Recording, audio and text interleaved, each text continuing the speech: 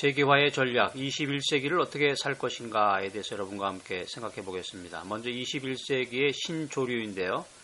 21세기 기술혁명의 시대가 도래했습니다. 2007년에 아이폰이 출시되면서 모바일 혁명이 일어났고 2차 IT 혁명의 시대로서 소셜 네트워크가 등장하게 되었습니다.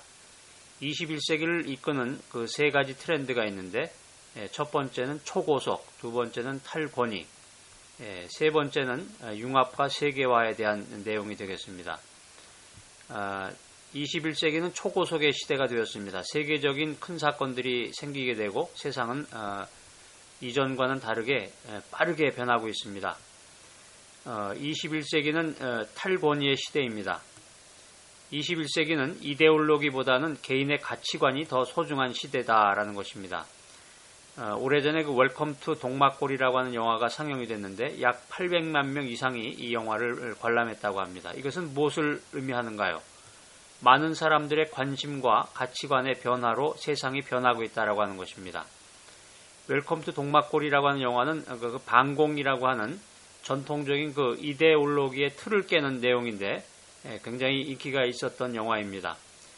어떤 콘텐츠를 얼마나 많은 사람들이 선택하고 소비하는가 하는 것이 그 시대 사람들이 어떤 분야에 관심을 갖는가 하는 것을 반영한다라고 하는 것입니다. 그래서 우리가 인기 있는 책이나 인기 있는 영화를 보면 그 시대를 살고 있는 사람들의 생각을 엿볼 수 있는 것입니다. 개인의 가치관을 소중하게 생각하지 않는 조직이나 집단과 국가는 이제 관심을 받지 못합니다. 최근에 이슈가 되었던 그 이집트의 자유화 운동도 사실 알고 보면 그 소셜 네트워크가 불러온 탈권위에서 생긴 것인데 이와 같은 원리로 기술도 마찬가지입니다. 사회의 흐름을 잘 받아들이는 기술이 선택이 되고 살아남아서 사회의 흐름을 이어주는 것입니다. 예를 들자면 이제 20세기까지는 이제 포털이라고 하는 것은 이제 여기 제가 작은 글씨로 설명을 써놨는데요. 포털 사이트를 얘기하는 것이죠. 그 인터넷을 쉽게 한마디로 얘기하면 이제 인터넷 접속할 때 거쳐 들어가도록 하는 그런 사이트를 얘기하는데요. 뭐 다음이라든가 뭐 네이버라든가 이러한 것들을 예로 들 수 있겠습니다. 20세기까지는 이 포털이 인기가 있었고 전문가들이 정보를 제공해 줬지만 21세기는 웹 2.0 시대가 되어서 위키페디아가 더 인기가 있다라고 하는 것입니다. 일반 대중들이 가지고 있는 그 가치 있는 정보를 합한 것이 사람들에게 인기 있다라고 하는 것이죠. 그래서 사람이 기술을 만들고 기술이 사람의 운명을 바꾸고 그렇게 바뀐 사람들이 다시 기술을 개발해서 인간의 그 문화혁명을 이룬다라고 하는 것입니다. 자, 세 번째는 융합과 세계화 현상인데요. 90년대 PC가 본격적으로 보급이 되었고 그 결과 개인이 가지는 정보의 양의 한계가 사라지게 됩니다. 그 다음에 인터넷이 보급되었고요. 그 다음에 이제 현대는 워크플로우 소프트웨어의 발전 시대라고 생각이 됩니다. 그래서 다시 말씀드리면 PC끼리 연결이 돼서 전 세계의 누구와도 같이 일할 수 있게 되었고 융합 현상이 일어나게 됐다는 것입니다. 이런 증거로서 공동협력 현상이 다음과 같은 그 예를 든 그 공동협력 현상이 나타난다고 하는 것입니다. 자, 그 다음 이제 미래 전망과 안정성에 대한 얘기인데요. 예전에는 사람들이 그 확실한 게 있었죠. 어떤 안전한 것. 예를 들면 10년 전, 20년 전에 대학교를 졸업하면 인기 있는 과가 있듯이 안전한 그 기댈 곳이 있었는데 이제는 그 칸막이가 사라졌다라고 하는 것입니다. 그래서 사람들이 미래에 대한 전망에 더 관심을 갖게 되었다는 것인데 10년 전에 인기 있었던 그 직종과 직업이 오늘날에는 사양길에 들어선 것이 많습니다. 많은 사람들이 몰려간다고 안전한 것이 아니라 오히려 그 반대일 수 있다는 것이죠. 그래서 지금 현재 이 위치에서 내가 10년 후를 내다보고 예측하고 선택하지 못하면 올바른 판단이 올바른 미래 전망을 할 수 없다라는 이야기입니다. 진정한 자기 자신을 알아라. 사람들은 자기 자신을 가장 잘 이해하고 있다고 생각하지만 사실은 그렇지 못할 경우가 많습니다. 첫 번째, 사후 판단 평양이라고 하는 것인데요.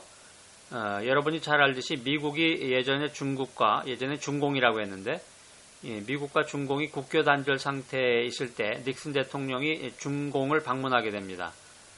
그래서 미중 수교가 성공하겠냐고 전문가들에게 물으니까 80% 이상의 전문가들이 그 실패를 예언했습니다. 그런데 결과적으로 정상회담이 열렸고 미국과 중공은 국교 수립이 됐습니다. 회담 후에 전문가들을 다시 불러서 그 의견을 물으니까 이제는 반대 이야기를 했다고 하는 것이죠. 그러니까 사람은 전문가 집단들도 사후에 판단하면 그 전문적인 의견이나 주장이 달라진다라고 하는 것입니다. 왜냐하면 사람들은 자기 합리화에 능숙하기 때문에 의식적으로 자기의 주장을 바꾼다라는 내용입니다. 이것이 사후 판단 평양이라는 것이고요. 그다음에 두 번째는 자기 그룹 내의 게임이라는 것인데 사람들은 본능적으로 자기가 맞다는 증거를 먼저 수집하는 경향이 있다라고 하는 것입니다. 간단한 모의 실험을 해봤는데 산수 문제를 내주고 3분 후에 객관식으로 보기를 든 후에 자신이 답이라고 생각하는 곳에 가서 모이라고 했더니 사람들이 주변 사람들과 의논해보고 답을 결정하게 됐다라고 합니다. 그런데 사람들은 대개 보면 같은 그룹의 사람들과 토의를 했다는 것이죠.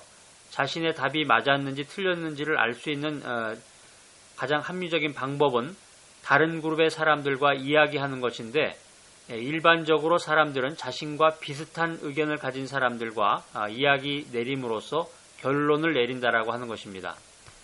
이것이 이제 자기 그룹 내의 게임이라는 것이고, 그다음에 세 번째는 이제 잘못된 독서. 자신의 생각과 일치하는 책만 읽으면서 자신의 생각을 공고히 쌓는 사람들이 주변에 많습니다. 이런 사람들은 자기 주변에 벽돌을 쌓아 올려서 자신을 감옥 속에 가둬놓고 벽돌 사이에 작은 틈으로 세상을 보는 사람과 같다라고 합니다. 그 Y 컴비네이터를 만든 그 그레엄이라는 사람이 있는데 이 사람은 자신이 틀렸을지도 모른다라고 하는 사람을 채용한다라고 합니다. 자신이 틀렸을지도 모른다라고 하는 사람은 맞는 길을 찾기 위해서 더 노력하고 결국은 더 업그레이드된 사람이 된다라고 하는 내용인데요. 자, 그렇다면 우리가 언제 진정으로 자기 자신을 알 수 있을까 하는 것입니다. 치열한 고민 끝에 무엇을 선택하는 순간 사람은 그때 자기 자신을 누구보다도 잘 알 수 있다라고 하는 것입니다. 어느 대학생이 있었는데 자기는 모험적인 선택을 할 것이라고 생각하고 주변 사람들에게도 항상 그렇게 이야기해왔습니다. 졸업을 하고 그 대학생에게 두 개의 기회가 찾아왔는데 안정적인 기회와 도전적이고 모험적인 기회가 그 대학생에게 찾아왔습니다. 이 대학생은 결국 안정적인 선택을 하고 나서 결국 나는 안정적인 길을 선택하는 사람이구나 하는 생각을 했다는 것이죠. 말과 생각이 그 사람을 대변하는 것이 아니라 선택과 행동이 그 사람을 나타내는 것입니다. 그 사람의 행동을 보면 그 사람이 어떤 사람인지를 우리는 알 수 있게 되는 것입니다. 자, 어려운 선택을 내리면서 인생에서 가장 중요한 것이 무엇인지 깨닫게 됩니다. 한국인 최초로 동경대 교수가 된 그 강상준 교수의 이야기인데요. 고민은 축복이고 행복은 열쇠다. 고민하는 사람은 괴롭다. 하지만 자기가 무엇을 원하는지 모르는 사람은 세상의 모든 것을 다 가져도 행복할 수 없다라고 하는 것입니다. 고민을 치열하게 하다 보면 답을 도출하게 되고 그렇기 때문에 고민을 통해서 선택하라는 그런 내용이 되겠습니다. 주변에 있는 멘토에게 가장 기대하는 것이 무엇이냐고 질문했을 때 30% 이상이 고민의 순간에 정답을 주기를 기대한다고 했습니다. 우리가 그 인생을 살아보면서 멘토에게 물어보고 질문하고 자문을 구한 그런 경험을 토대로 생각을 해보면 멘토의 말을 들었다고 해도 성공하기도 하고 실패할 수도 있습니다. 왜냐하면 모든 사람이 성격이 다르고 문화가 다르고 상황이 다르기 때문에 아무리 멘토라고 해도 인생 경험이 많고 전문적인 지식을 가지고 있다고 해도 정답을 줄 수는 없는 것입니다. 멘토의 말을 듣고 그대로 따라 했다고 해도 비슷한 상황이 오면 또 고민을 하게 됩니다. 결국은 인간 스스로 고민을 해서 선택하고 실패로부터 배워야 된다라는 그런 교훈을 얻게 됩니다. 고민 없이 선택하면 실패하더라도 자기가 무엇을 잘못했는지 알 수 없다라고 하는 것입니다.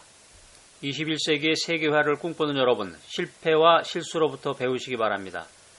얼마나 적은 비용으로 빨리 배우고 방향을 전환하느냐 하는 것이 세계화의 첩경이라고 생각이 됩니다.